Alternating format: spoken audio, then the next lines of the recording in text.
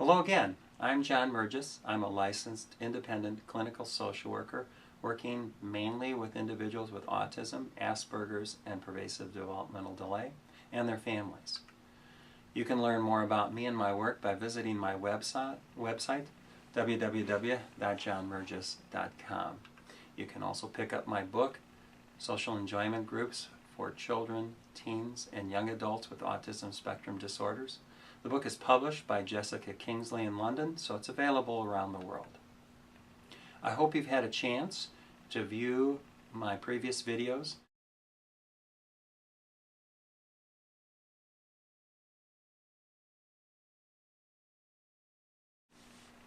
Okay, so there's associative thinking. I like associative thinking. The young people that I work with take great delight in it. The best way to kind of understand it is that old word association game that we used to play when I was a kid, when we would be driving and there'd be nothing on the radio. We'd play word association. So it would be, some would say white, that leads to black, leads to night, leads to day, leads to sun, leads to moon, leads to space shuttle, etc., etc., etc. So going from one topic to another just by figuring out a bare association. Now the young people I work with tend to like this, take great delight in it, and tend to excel at it, as opposed to logical thinking. Logical thinking, A leads to B, leads to C, leads to D.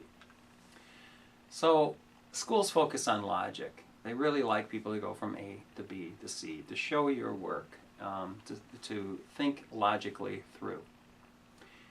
They can have a hard time when someone wants to go from A to Q to F to Z. But remember, some of the most fantastic technological advances that have happened in our world have been by people who took great leaps.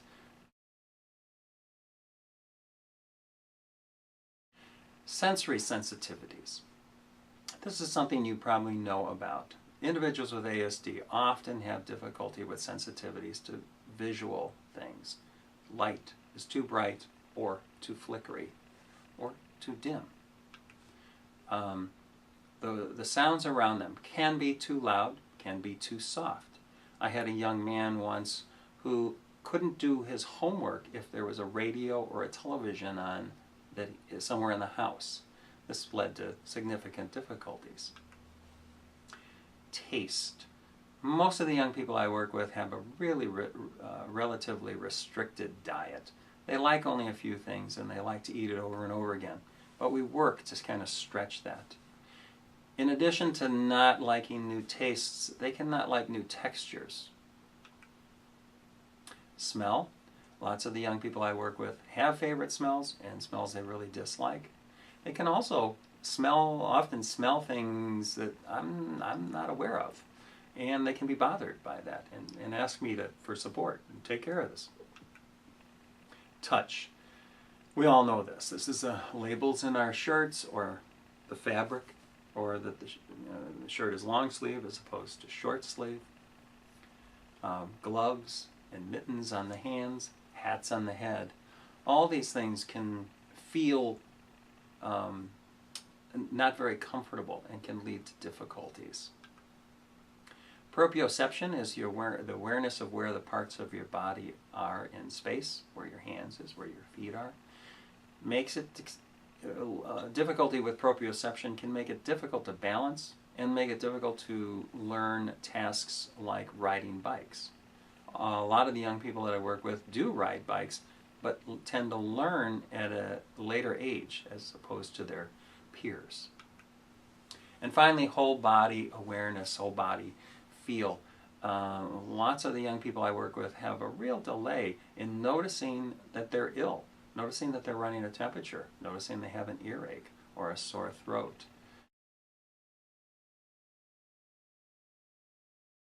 Unlearning rituals.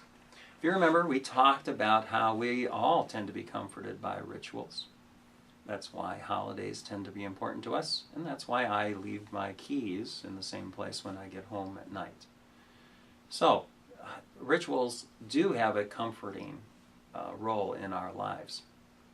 Young people that I work with, though, they can sometimes get into a ritual of a negative, dysfunctional reaction when something is hard for them, when they can't get over a hurdle.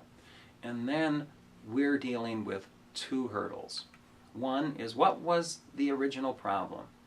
And while we're figuring that out, while we're observing and we're trying to get it on track, okay, what's the difficulty? The young person sometimes has developed a routine of refusal, of walking away, of having a meltdown, and that's usually dysfunctional. The way around that is to reward. That's when I'm ready to reward. Sit down with somebody, say, hey, I'm ready to help you learn a new skill to give up this. Let's work on it together, and I'm going to reward you. Societal stereotypes. This is the only hurdle that occurs outside of a person with ASD. This one occurs within us. This is the misconceptions, the biases that we have towards people with ASD. The things that we think about I don't want to hire this person, I don't want to work with this person, I don't want to hang around with this person because of this. Now, with school-age children, the most common is the misconception that the child is being stubborn and controlling, when often they're just trying to get through the day, just trying to make sense. Another one is the child is so smart that what I'm trying to teach them should be easy to learn. A lot of the young people I work with have very distinct splinter skills, and so someone who can take a college-level calculus course can struggle to write a paper at a high school level.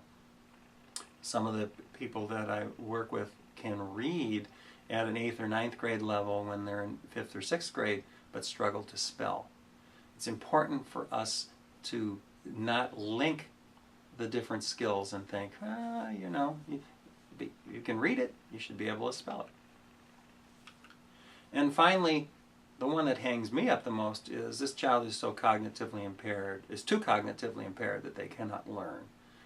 I often run into this difficulty when I'm working with the less cognitively able clients and decide I'm not going to teach them one of my games because I think it's going to be too hard for them.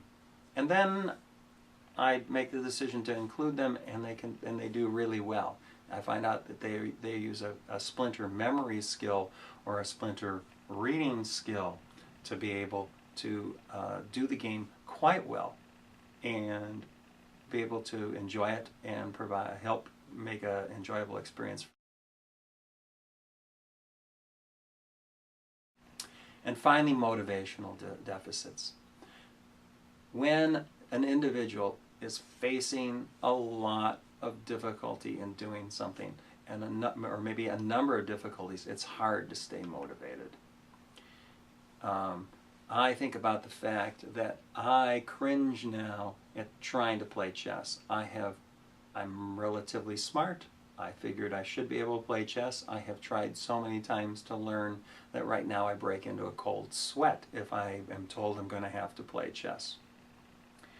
But also think about the fact that in order to make sense of the social world, our young kids have to understand a number of things and understand a number of nuances of spoken language, which they can have difficulty, of reading facial expressions, which can be difficult, and body language. And then there's things like sarcasm and humor. This can lead to our young people kind of becoming unmotivated and say, hey, you know what? I'm just going to play on the computer. I'm going to watch YouTube videos. I'm going to play video games because it's just a whole lot easier. That's when we as adults have to understand that it's hard to stay motivated and provide supports. Okay, I've now gone through the I've now gone through the hurdles. So watch for additional videos. I'm going to be talking on the next 2 videos about leading social enjoyment groups at schools and in the community. You can find out more about that, and you can find podcasts of radio broadcasts that I have made by visiting my website. Finally, here's my contact information.